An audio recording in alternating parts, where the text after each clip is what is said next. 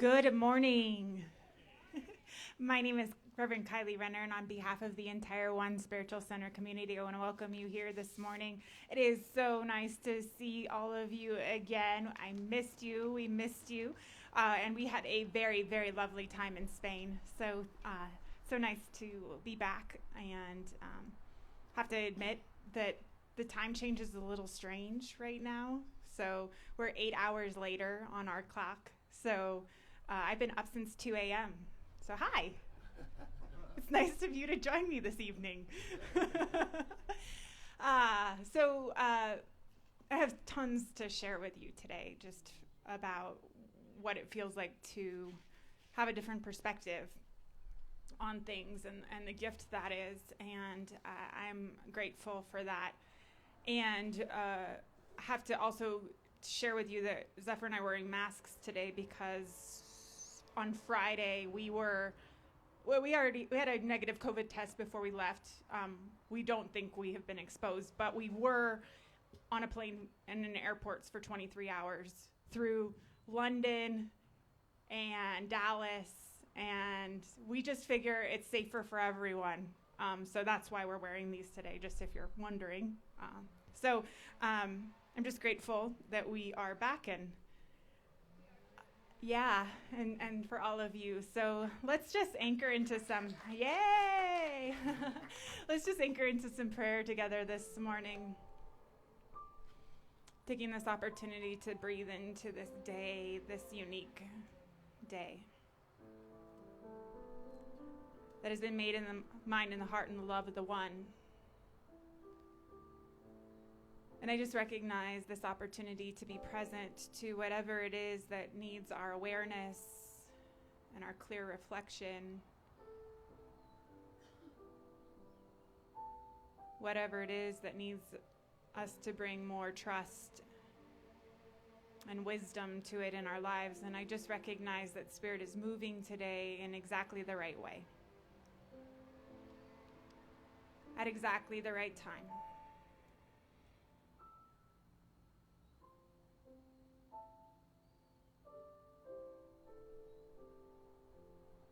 So I let go into that love that is with us always.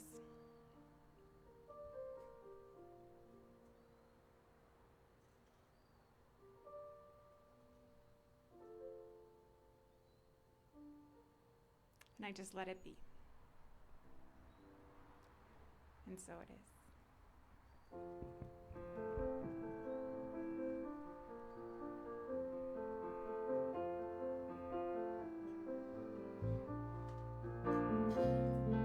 I see trees of green, red roses too, and I see them bloom for me and you. Well, I think to myself, what a wonderful world. I see skies of blue, clouds of white, a bright blessed day and a dark sacred night. I think to myself,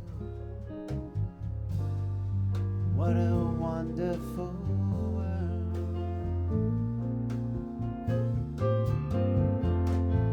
The colors of the rainbow, so pretty in the sky, they're also on the faces of people passing by.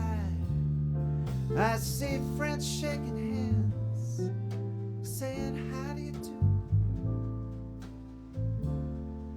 They're really saying I love you. I hear babies cry, and I watch them grow. They learn much more than I'll ever know. I think to myself, what a wonderful world.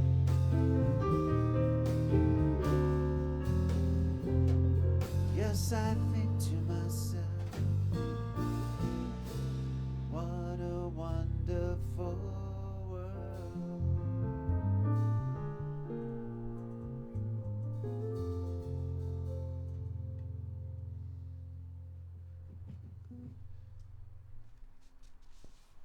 For our poem today, I've chosen a poem that is one of those classics. It's called The Guest House. This being human is a guest house, every morning a new arrival, a joy, a depression, a meanness. Some momentary awareness comes as an unexpected visitor. Welcome and entertain them all. Even if there are a crowd of sorrows who violently sweep your house empty of its furniture, still treat each guest honorably. He may be clearing you out for some new delight. The dark thought, the shame, the malice, meet them at the door laughing and invite them in. Be grateful for whoever comes, because each has been sent as a guide from beyond. And so we just open ourselves to being that guest house, welcoming that which arises, and we allow the meditation to move us wherever it takes us today.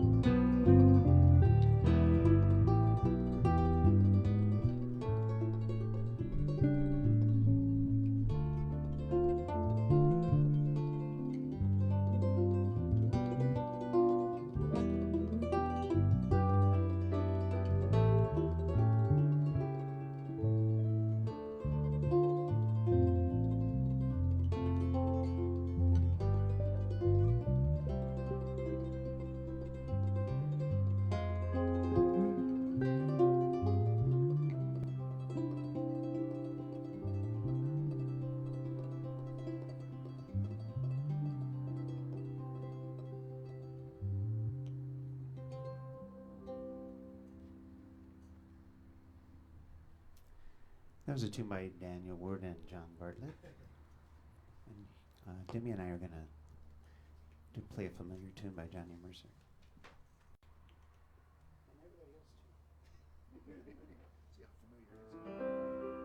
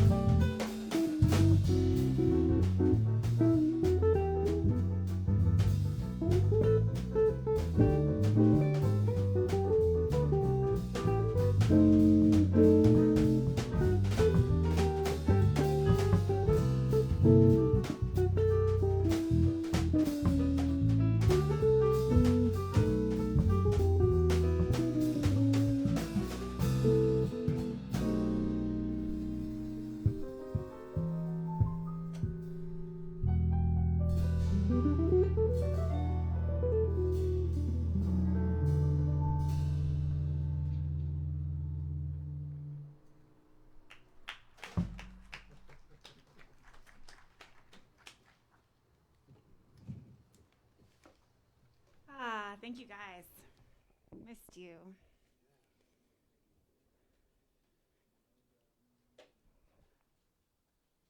So I want to start off with a confession, which is that all kinds of people talk about how much they love to travel. It's one of the things they love to do most in the world. And I have to admit to you that I am not one of those people.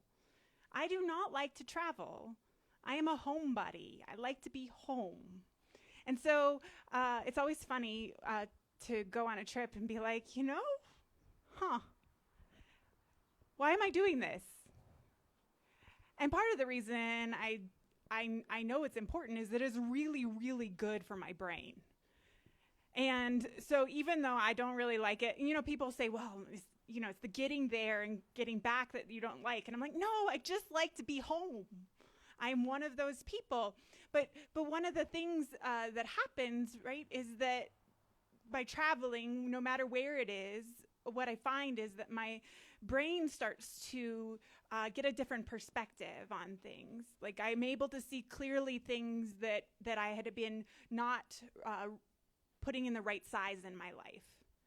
And it's so interesting, right, to realize that that happens on all kinds of levels.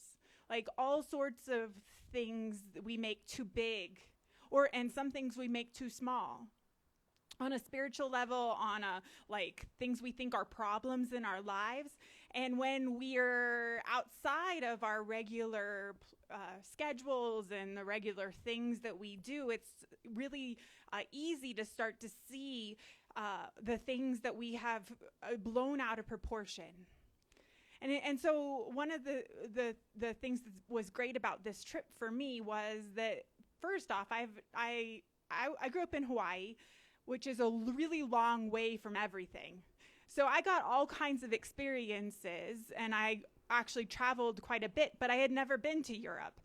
And so being around things that are really, really, really old, that are man-made, was really interesting to me. Like, you still live in that house that was built in the 14th century, right? Like, there's things going on in these buildings that are that old and made by humans.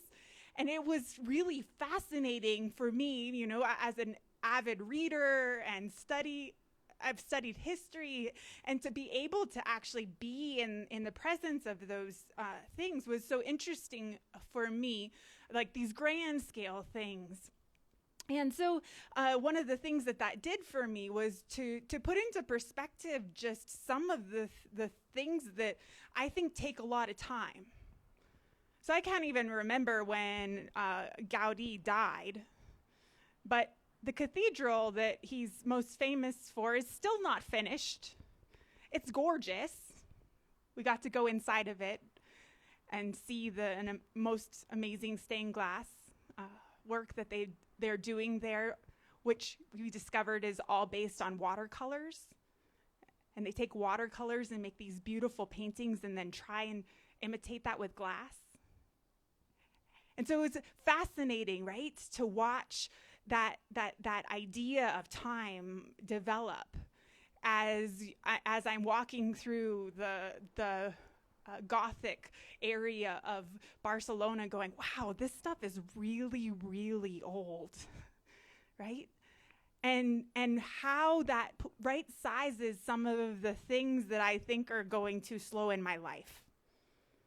The things that I think aren't moving the way they should or in the timing they should. And am I willing to wait things out? So there's this great story about someone who was having a hard time believing.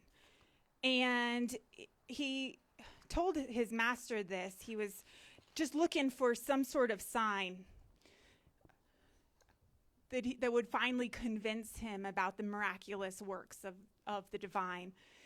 And so he asked, you know, all I need is a sign, and then I will believe. And so one of his counselors gave him these 4 acorns and asked the man to plant them in the ground and then stoop down for a moment and look into this clear pool of water. And the king did so, and then he said, okay, so now I'm going to ask you to look up. And the king looked up and saw 4 oak trees where he had planted them, and he said, wonderful, this is indeed the work of God. And the master said, well, how long do you think you were looking down into that pool of water? And the king said, only a second. But the master reminded him or informed him that it had in fact been 80 years that had passed for him in a second. And the man looked down at his garments, and they were threadbare, and he looked at his reflection in the water and saw that he had become an old man. And he said, well, then there is no miracle here. And he was angry. And his master said, yes, it is God's work, whether it was done in a second or in 80 years. And I think that this is something really powerful to remind ourselves of, because so much of the grief that we cause ourselves around our relationship with life and prayer and God has to do with when we think something is supposed to happen.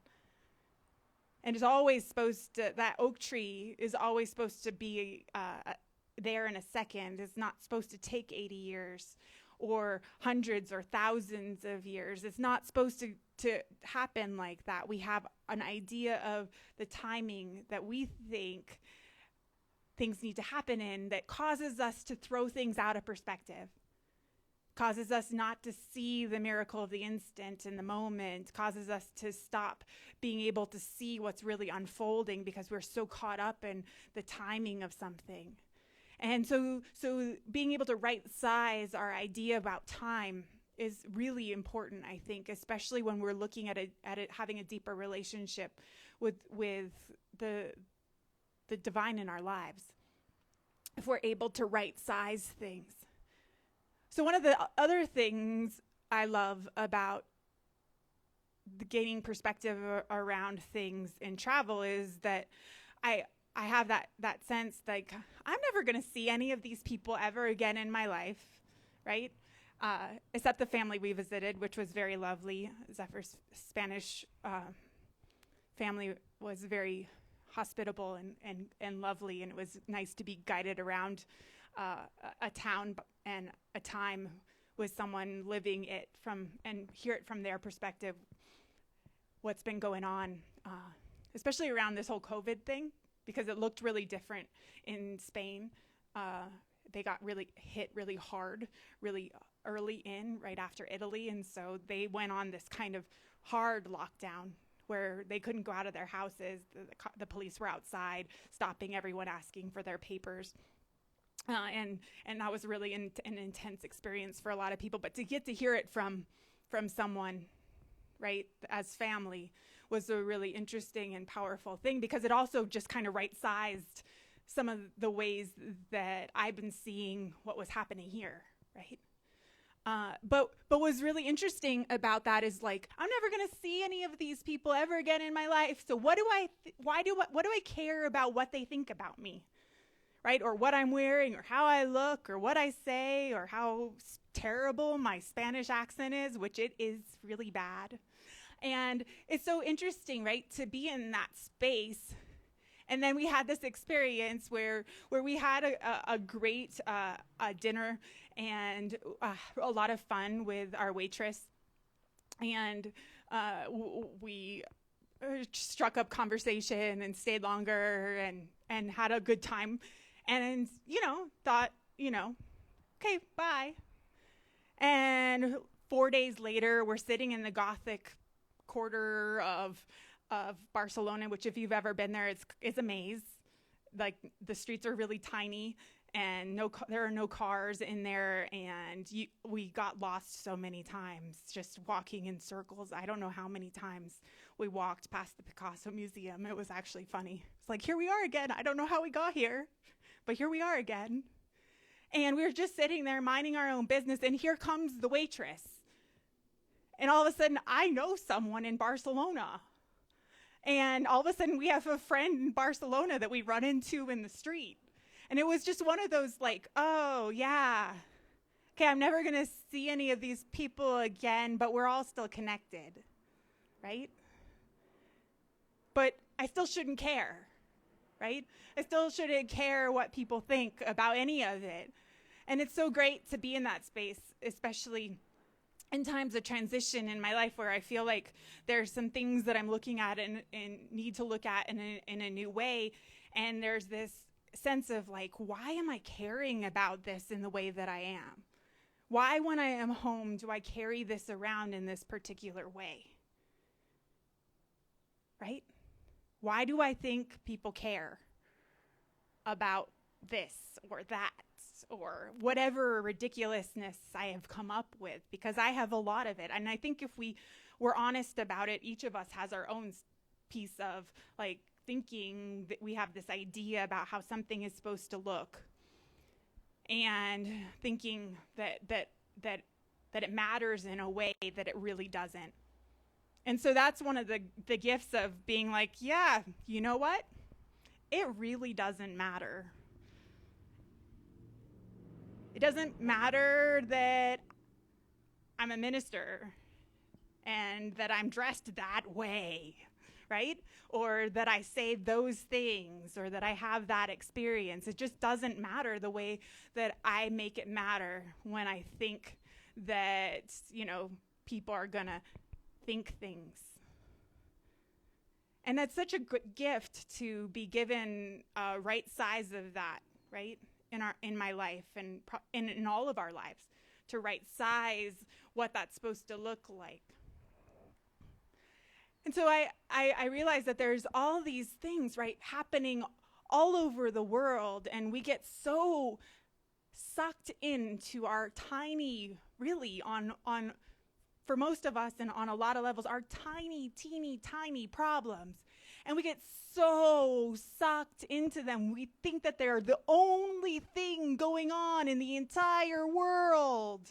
Or that for Americans often that our politics is the only thing that's going on in the entire world.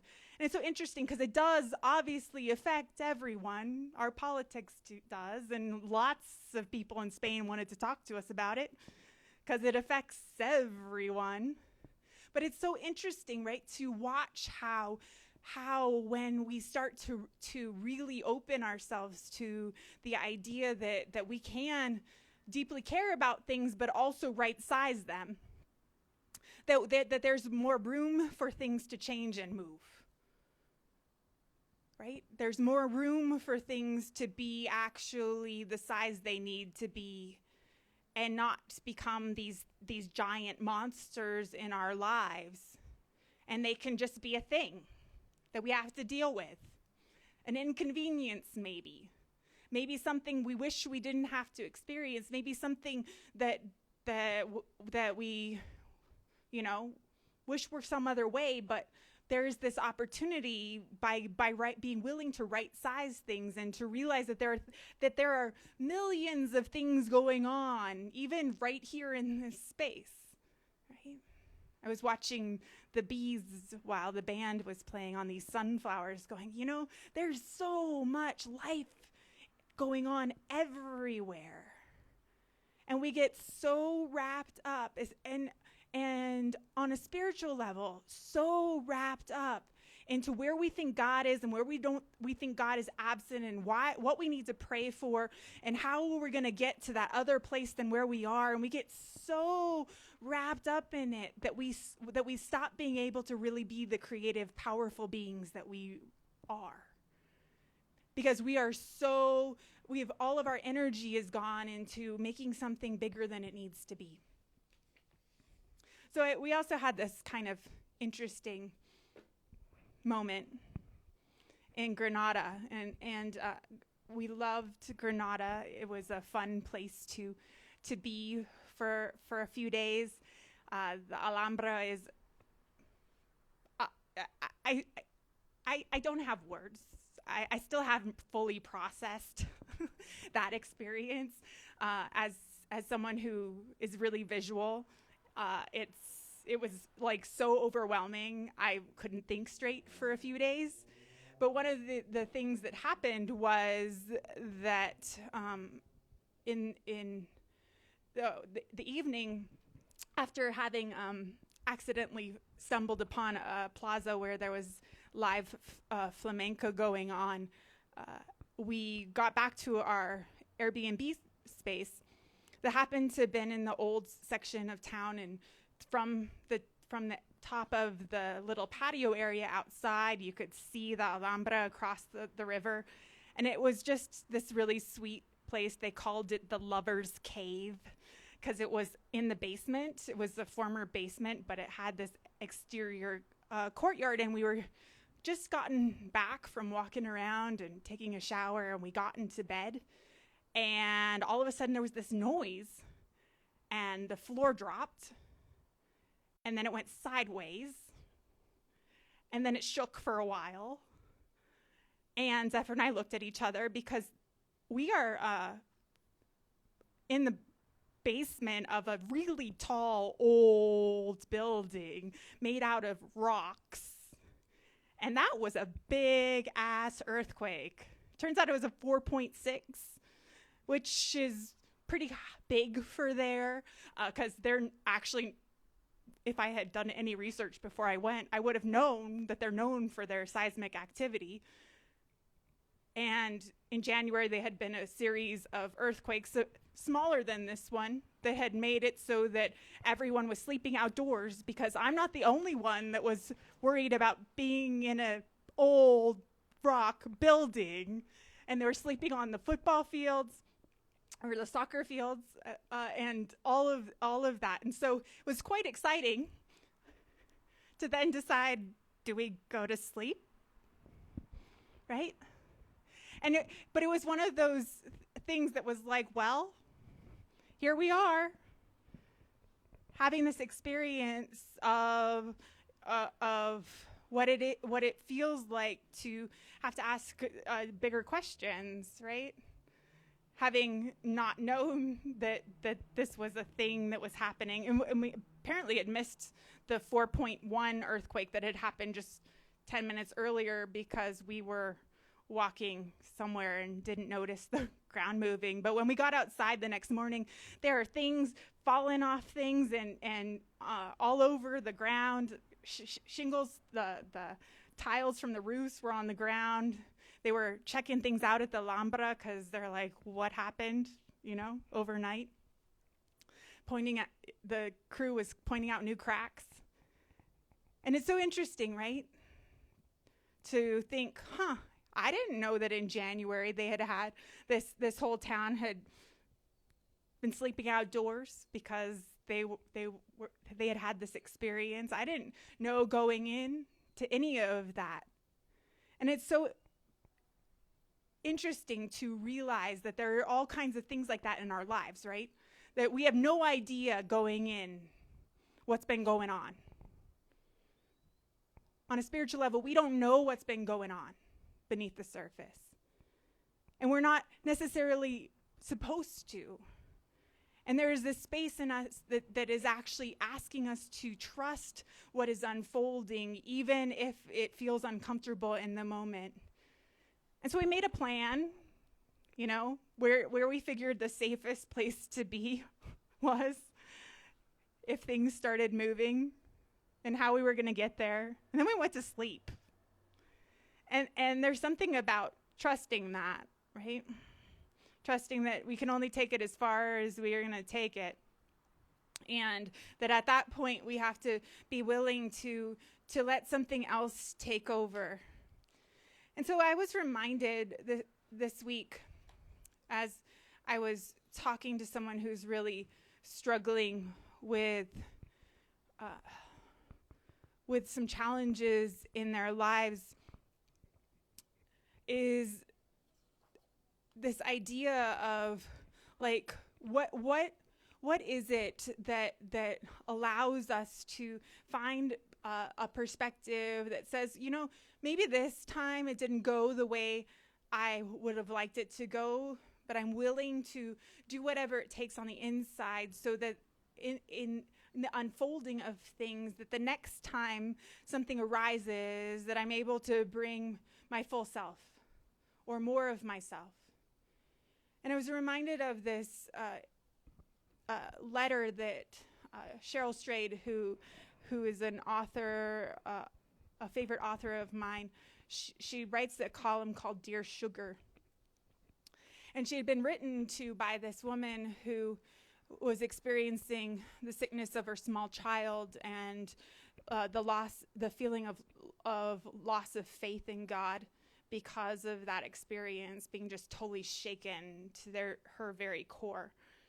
And she talks about the idea of that very question is a question about that my belief in this failed me this time, and the next time I want to do better.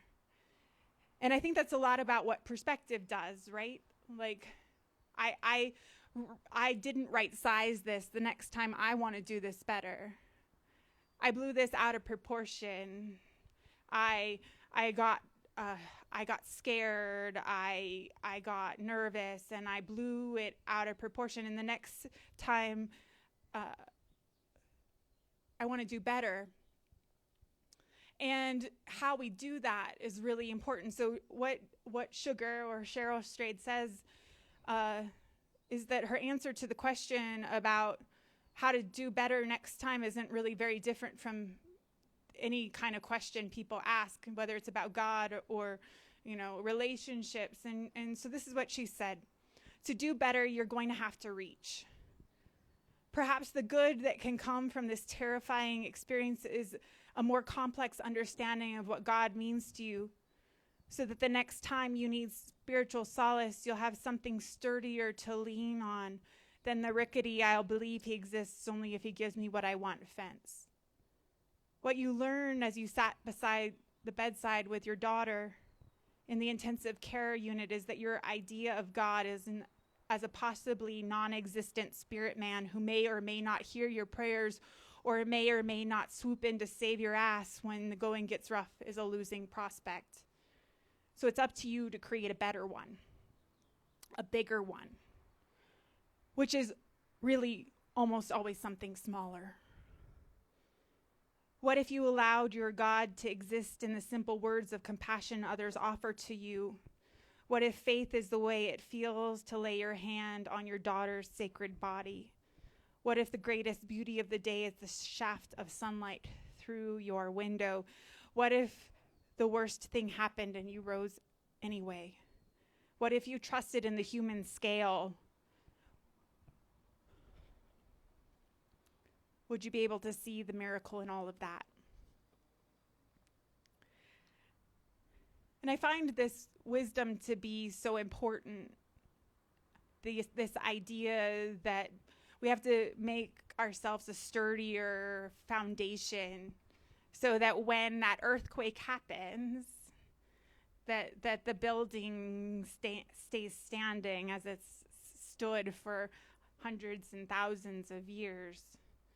Like, how do we be willing to make sure that we're constantly stretching our perspective and making our God big enough to hold whatever it is that we are challenged to encounter, and being able to consciously get that perspective, whether we're traveling or whether we're just realizing in the moment that we have blown something up that didn't need to be. We've put our idea of timing on something that we've then created misery for ourselves and everyone around us about, where we've decided that there's no other option. And this idea then to allow ourselves to open a perspective that then allows us to create a more solid foundation. Includes the idea that we're able to have a capacity for holding space for more. And so every time we hear a helicopter in this house, we pray, because we're under the flight path of the medevac that take people to the hospital. So let's take a moment.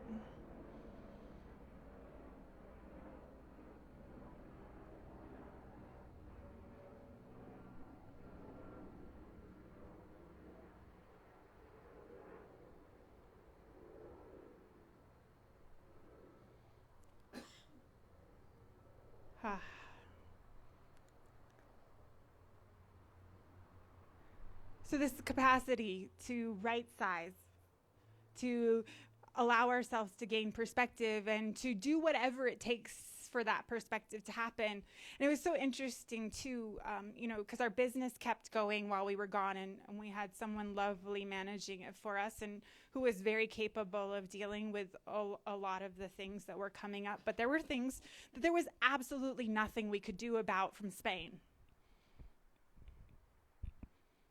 There was zero. And you know what? It was okay. So freaking what? But it was so interesting to know that if I had been here, right, it would have been a big deal. Because it would have had to, all this would have had to happen, and that would have had to happen. And you know what? You left your Birkenstocks. I don't know when you'll get them, and I don't fucking care. Sorry. But, those kind of things, right? We'll deal with it when we can. That's not a priority right now. It can't be one. And what a gift that is, right? To just give ourselves the space that says, you know what? Right now, that's not the time for this. I'm not going to make this a problem. I'm not going to make it an inconvenience to anyone. It'll happen when it happens. It'll get taken care of when it needs to get taken care of. It's not a medevac flight. Right-sizing things. And what a gift that is to give ourselves the space to do that, however we need to do that. And so when I'm here, sometimes, I can get so wrapped up in what I think is important in the moment that I just have to go to the top of the mountain, like literally to the top of the mountain here, just so I can see from up there how freaking small everything looks. Because when I can see how small things look, I realize that that thing that I've decided is such a big deal really isn't. And I can start to right size things in my life so that I can really allow for that relationship with the divine to go deeper. And so we all get broken apart, though, by this change in perspective. We start to have to look at all of the things in our lives. When we discover one thing that we've blown up, we have to look at everything. But what a gift that is to realize that we have the capacity to do so, and we have the capacity to do it for everything. And so I realize that there's a lot of room for a bigger perspective, and that the extremes that we experience are really good teachers. When we get off balance, it's such a great teacher. When we have blown something out of proportion, it is an amazing teacher if we realize that we've done it. Then it can teach us. If we don't realize we've done it, then it can't teach us. And so a lot of times I think we don't want to catch ourselves in this because we think that it means we've failed in some way, that we've blown something out of perspective and we've gotten off and imbalanced, and we don't want to catch ourselves in it because we think that something has gone wrong, like we've failed somehow. And instead, what I realize is that imbalance is the exact thing that is our most powerful teacher, and that we should accept it as a gift and stop resisting realizing that it's happening. Because when we realize that it's happening and we start to examine these extremes, it's easy to see the imbalance that we've created in ourselves and to then rebalance ourselves. But we can only do that if we're willing to gain that perspective. So however we do that doesn't require travel. All it requires is a willingness to see clearly and to realize that there's so much more going on in any moment than we realize. There are earthquakes in Sevilla and in Granada going on right now that we don't even know about. There are all these things that make the news in other places that we're honestly too self-absorbed as a country to care about often. But there's this bigger thing happening in us and around us, and we're part of it. And that gaining that perspective, or allowing that perspective to move in us, however big we can make that, creates that foundation that Sugar talks about, that allows for things to happen that are then grounded on a deeper faith and a bigger idea of what we're really here to do. So thank you for supporting us and getting some new perspective. It was really, really, really good for my brain, even though I hate traveling. So I'm going to invite the band to come on up, because we're going to sing into our prayer today. And as we pave the way for that, I'm just going to invite you to maybe think about something. And I'm not going to ask you to think about it like some easy thing that maybe you've blown out of proportion, like you've just been pissy at someone for something they said or whatever they did or didn't do. Chloe, I heard you. We've got a pup talking, sneezing. But I'm going to ask you to think about something maybe a little deeper than that. Something that you've been unwilling to admit that you have not right-sized in your life, that you've thought was just the biggest deal.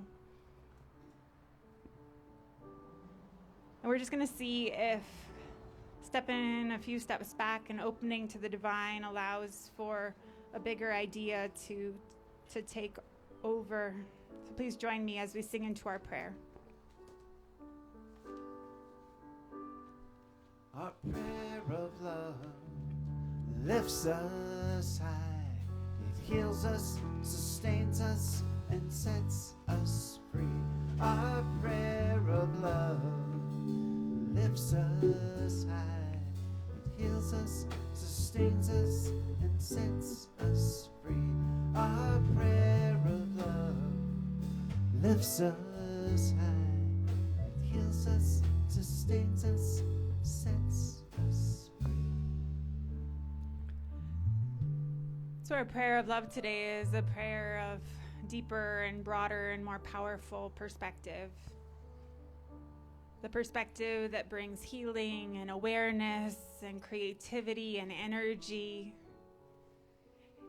into all of the places where we thought we were stuck, or that the problem was too big, or that the timing wasn't happening the way we thought it should. And we allow ourselves to open to this more powerful view that can see clearly what size things need to be.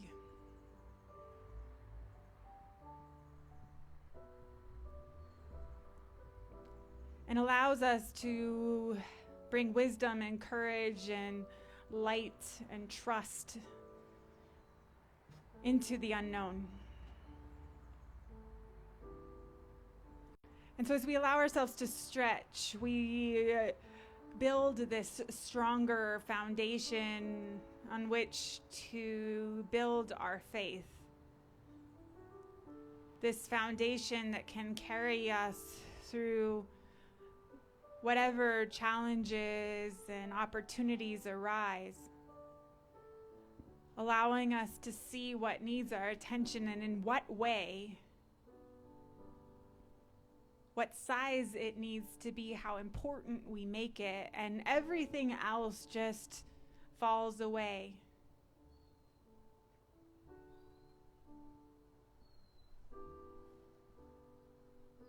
And I just recognize the gift of clear perspective that allows us to bring love into situations where we didn't think it was possible before, because we realize what is called for, which is always more love, which is always that stretch that allows us to see how deeply we are connected.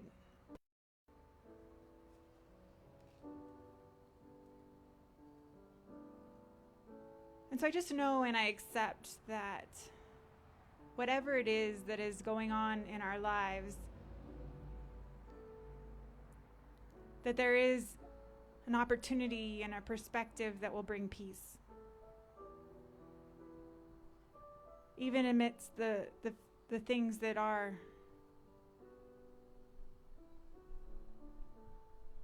the biggest things. And we allow ourselves to be stretched and our foundation to be strengthened so that the earthquake can come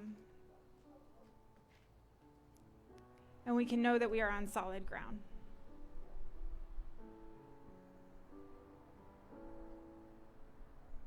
And I also trust and I know that every time we catch ourselves having made something to be a bigger problem or issue than it needs to be, that very thing is our greatest teacher. Not even the challenge itself, but the stretch that then is required for us to build a foundation to carry us in this deeper way.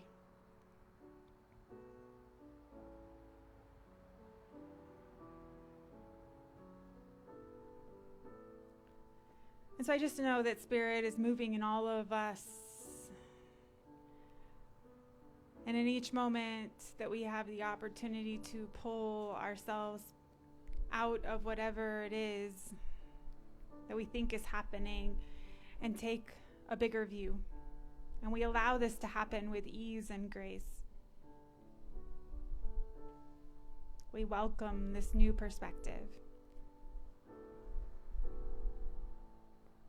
And we let it be.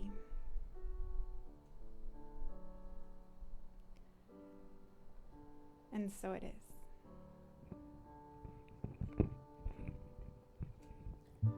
Our prayer of love lifts us high.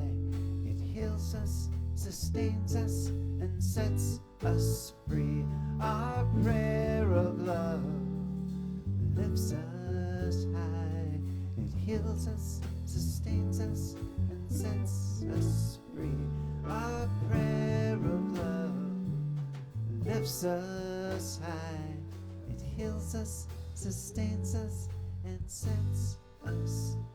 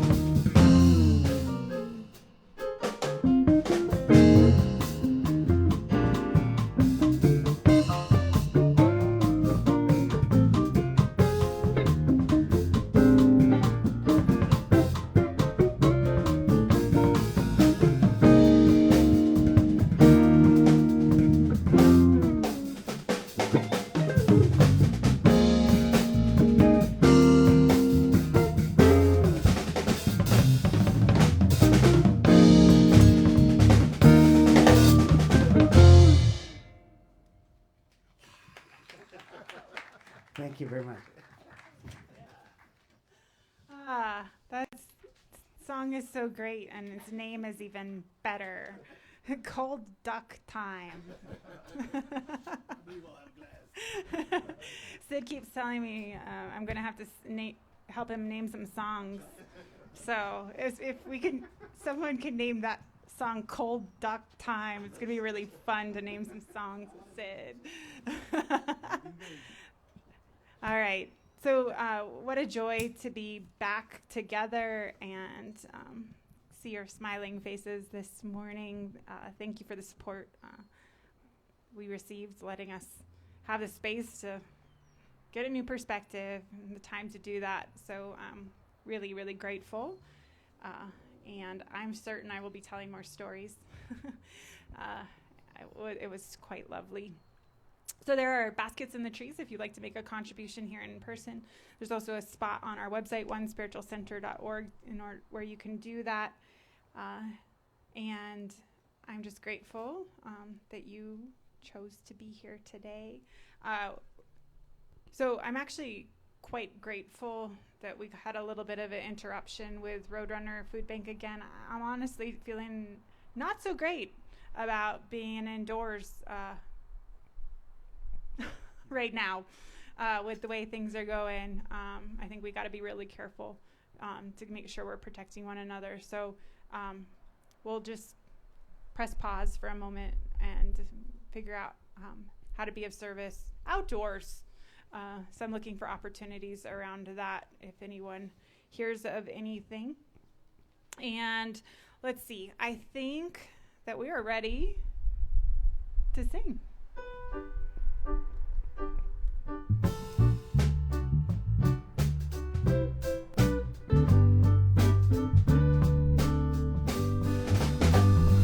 One love, one heart. Let's get together and feel alright. One love, one heart. Let's give thanks to the Lord, and we can feel alright. People get ready, there's a train a-coming. You don't need no baggage, you just get on board. All you need is faith, hear that diesel hum. Don't need no tickets, you just thank the one love, one heart. Let's get together and feel alright. One love, one heart. Let's give thanks to the Lord, and we can feel alright. People get ready for the train to Jordan, picking up passengers from coast to coast. Faith is the key, open the doors and board 'em. There's room for all that love the one love, one heart. Let's get together and feel alright. One love, one heart. Let's give thanks to the Lord, and we can feel alright. Let's get together and feel alright.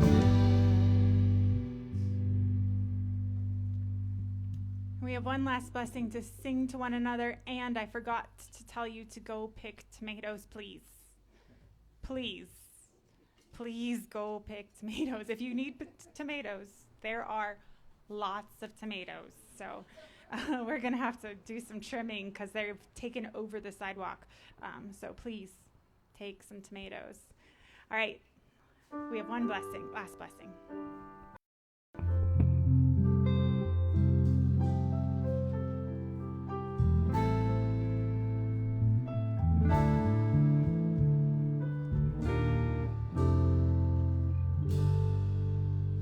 Go forth and walk in beauty